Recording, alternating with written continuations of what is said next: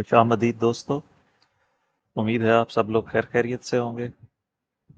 आज मार्केट ने बहुत शानदार मूव की है।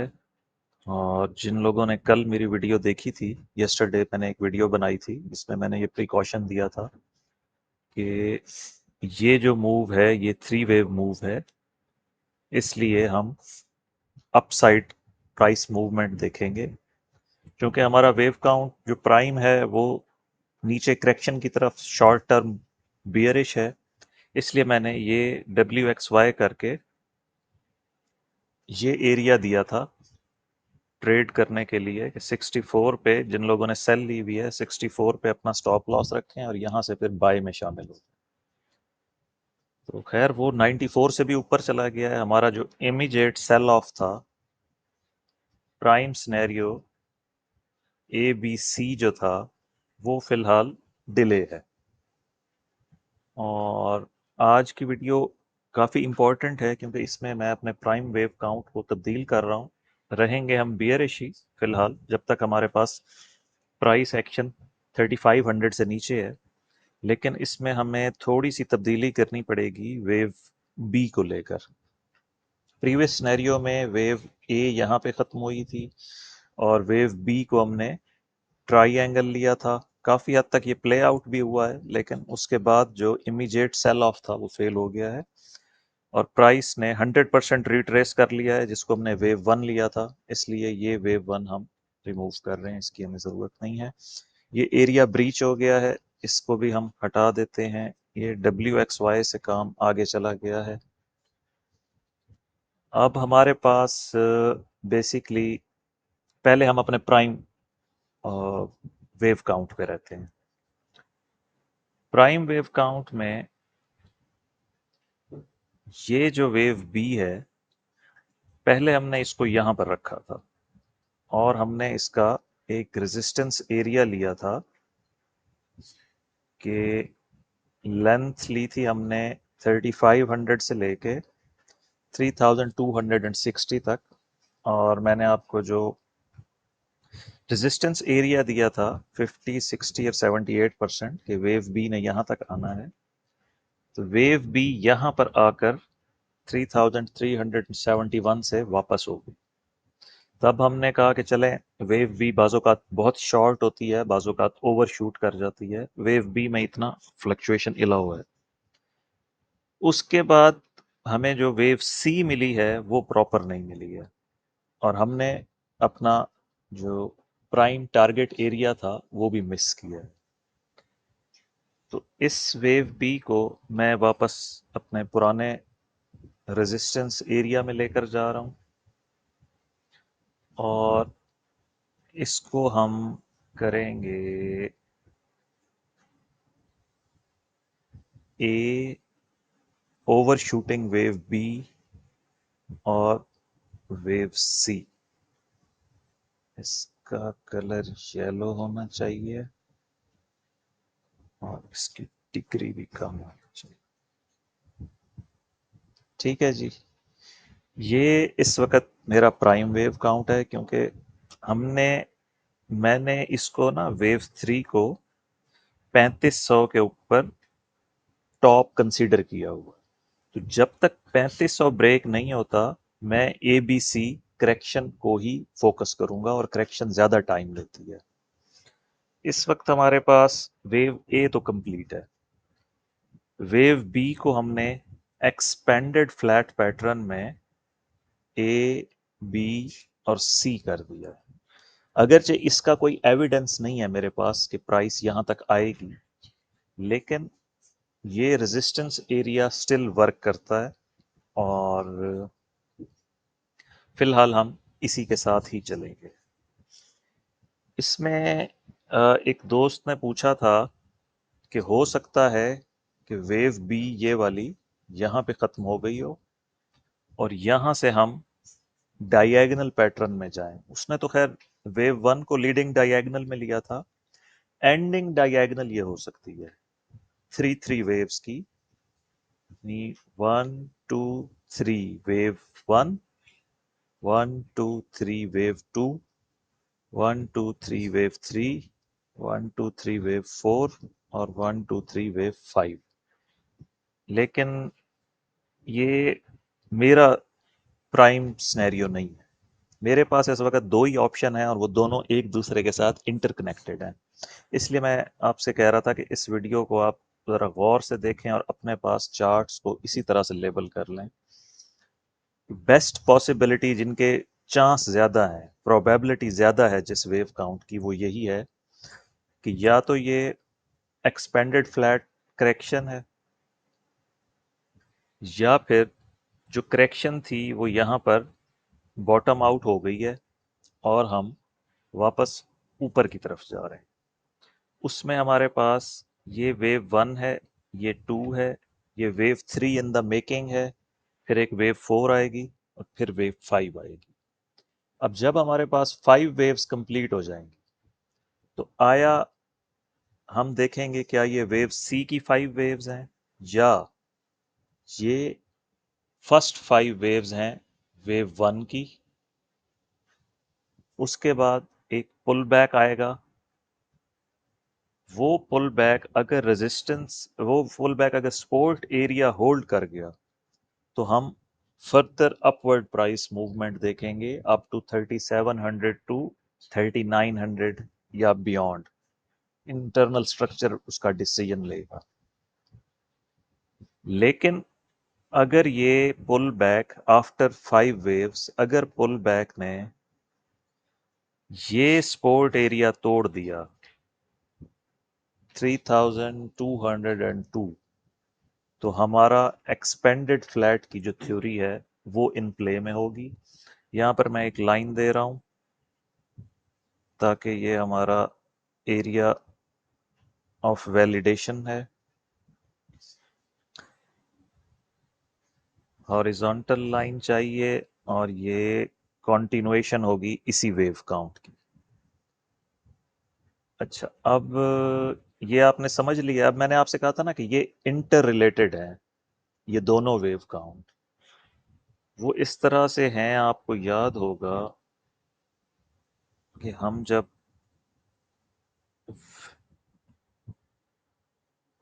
इसको तो हटा दें, अब इसकी ज़रूरत नहीं रही। टारगेट बॉक्स भी चेंज होगा, ये रेलिवेंट है।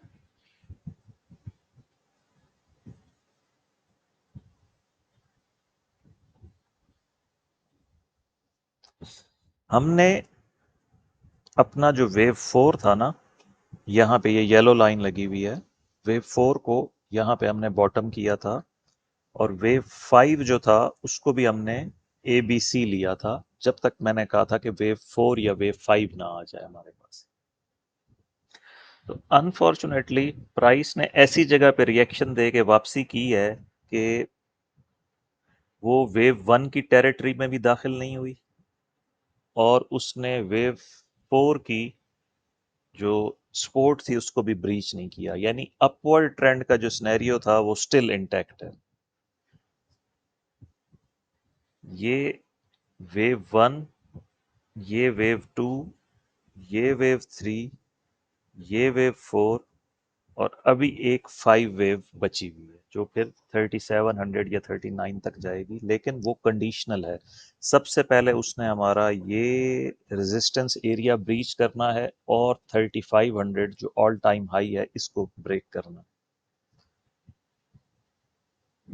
टारगेट वाइज आप अगर देखें तो लेंथ ऑफ वेव 1 लें, उसको ऐड करें वेव 2 में, तो ये हमारे पास वेव 3 ने गोल्डन रेशो हिट किया था, यानी टारगेट वाइज हमने इसको एबीसी लिया था। अब जब हम वेव 4 को ट्रैक करते हैं तो हमारे पास वेव 4 का जो सपोर्ट एरिया है वो बन रहा है 50% मैक्सिमम होता है ना, 3217, और प्राइस ने 3202 से रिएक्ट किया है। और वेव 1 की जो हाइट थी वो हमारे पास थी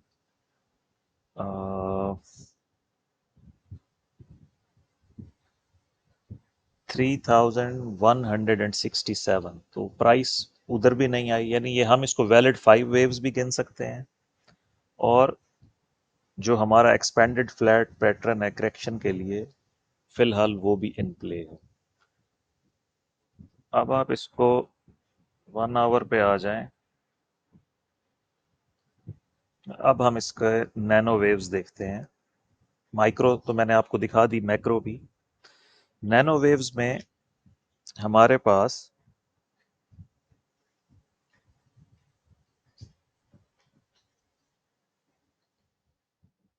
ये इस तरह से लेबल होगा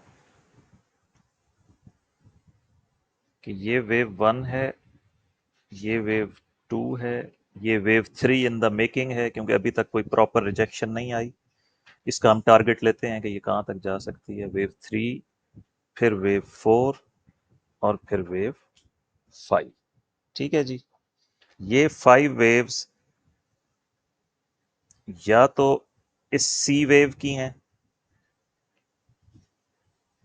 ठीक है, इनका कलर चेंज कर देते हैं, इसको हम व्हाइट कर देते हैं। ठीक है जी। ये 5 वेव्स अगर आ गई तो अभी तो हम वेव 3 में है, अगर ये यहां से रिटर्न हो जाता है तो इसको 3 वेव्स ही लेंगे। अभी वेव 4 और 5 का इंतजार है। कंडीशनली अगर ये 5 वेव्स आ गई तो हम कंसीडर करेंगे कि या तो ये वेव सी की 5 वेव्स हैं और हमारी वेव बी कंप्लीट हो गई है जो ब्लू में है, या हम इसको लेंगे एज ए वेव 1 ऑफ 5। फिर हम यहां पर उसका सपोर्ट एरिया डिफाइन करेंगे, वेव 2 ऑफ 5, फिर वेव 3 ऑफ 5, फिर वेव 4 ऑफ 5 और फिर वेव 5 ऑफ 5 जो 4000 प्लस जा सकती है। इसकी हम कलर रेड कर देते हैं क्योंकि ये हमारा ऑल्टरनेट सिनेरियो है, ये डायरेक्ट वहां नहीं जाएगा। वहां तक जाने के लिए भी इसको 1-2 सेटअप बनाना जरूरी है या एबीसी करना जरूरी है इन केस ऑफ डायगोनल। तब भी इसको नीचे एक दफा वापस आना है ये 5 वेव्स करने के बाद। अब ये जो हमने 5 वेव्स वाइट में हमने जो 5 वेव्स लेबल की हैं, टारगेट वाइज आप इसको यूं कर लें, लेंथ ऑफ वेव 1 और लेंथ ऑफ वेव 2। तो हमारा जो इमीडिएट टारगेट है वो हिट हो चुका है 1.382 3316 पे। आइडियली इसको वेव 3 को गोल्डन रेशियो हिट करना चाहिए, लेकिन आप अगर इसको थोड़ा सा पहले मैं इसका बॉक्स सेट कर दूं ना ताकि फिब लेवल हटा दें यहां से। वेव 3 का टारगेट है जी 1.618 से 200% तक। ये हमारी 3333 और 3360 ये हमारा इमीडिएट टारगेट है वेव 3 का। एक्सटेंडेड टारगेट क्यों लिया है मैंने, इसको क्यों नहीं कंसीडर कर रहा, उसकी वजह ये है कि ये जो वेव 3 है आपको इसमें भी एक्सटेंशन मिलेगी।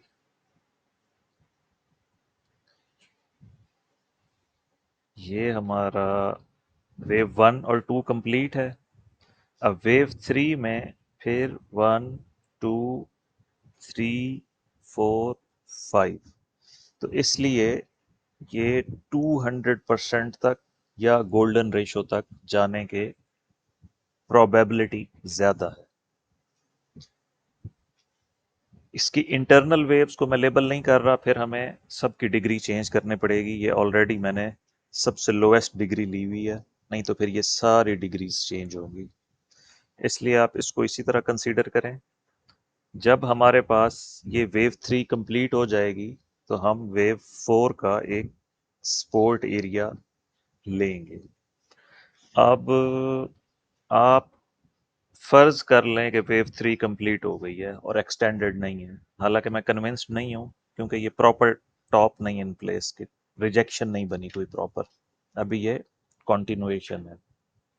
तो जब ये कंप्लीट हो जाए तो हम लेंथ लेंगे वेव 3 की, ये जहां भी खत्म हो, चूंकि अभी हमारे पास हाईएस्ट पोजीशन 22 है, तो मैं इसी को कंसीडर कर रहा हूँ 23 को। तो इसकी जो सपोर्ट बनेगी वेव 4 की 23.6, 38.2 गोल्डन रेशो और 50%। तो इस वक्त इसका ये बन रहा है सपोर्ट फॉर वेव 4, और ये वेव 5 से ऊपर है, वेव 1 से ऊपर है। वेव 1 हमारे पास है 3258 और ये 73। तो वेव अगर ये यहाँ पे कंप्लीट हो भी जाए और वेव 4 का पुल बैक आए, तो उसको ये एरिया सूट करता है। अगर प्राइस यहाँ से ऊपर जाती है तो ये एरिया भी साथ साथ एक्सटेंड हो जाएगा इस तरह से। मेरी जाती राय ये है कि ये अभी कंप्लीट नहीं हुआ, इसमें हमें 2 और हाई चाहिए। 1, 2, ये भी 3 चल रही है, इंटरनल 3, ये वाला 1, 2 नहीं, ये वेव 3 का 1, 2 ले रहे हैं। 1, 2, ये भी 3 चल रही है, फिर 4, फिर 5, फिर ये वाला 4 और फिर 5। इस तरह जाके ये कंक्लूड होगी और ये हमारे इस रेजिस्टेंस एरिया में आ जाएगी। यहाँ पे हम देखेंगे क्या रिएक्शन आता है, और जब ये वेव काउंट कंप्लीट हो जाएगा तो हम यहाँ पे अपना सपोर्ट एरिया डिफाइन करेंगे। अगर वो सपोर्ट एरिया इंटैक्ट रहा तो हम फर्दर न्यू हाइज देखेंगे। अगर वो सपोर्ट एरिया ब्रीच हो गया, यानी ये रेड लाइन फाइनल इंडिकेशन होगा, तो हम फिर 3000 और 3000 से बिलो जाएंगे, जो हमारी लार्जर डिग्री की वेव 4 है उसकी तरफ। ठीक है दोस्तों, मिलते हैं कल की वीडियो में या परसों की वीडियो में। हमारे पास 2 दिन बाद ये इंटरेस्ट रेट अनाउंस होना है, 7 मई को पाकिस्तानी टाइम के मुताबिक 11 बजे रात को, 11 PM। और उसके बाद फेड चेयरमैन जेरोम पावल की स्पीच भी है। ये एरिया ऑफ वोलेटिलिटी होगा, टाइम ऑफ वोलेटिलिटी होगा। यहाँ पे मार्केट फर्दर डिसाइड करेगी। अगर तो इंटरेस्ट रेट कट हो गए 4.5 से, इन्होंने 4.25 कर दिया, तो फिर गोल्ड की करेक्शन बस यहीं तक थी। आप समझें कि हम 3600-3700 की तरफ जा रहे हैं या 4000 की तरफ। अगर उन्होंने रेट कट ना किए तो फिर करेक्शन जो एक्सपेंडेड फ्लैट पैटर्न में हम देख रहे हैं वो एक्सपेक्टेड है। ठीक है दोस्तों, मिलते हैं अगली वीडियो में।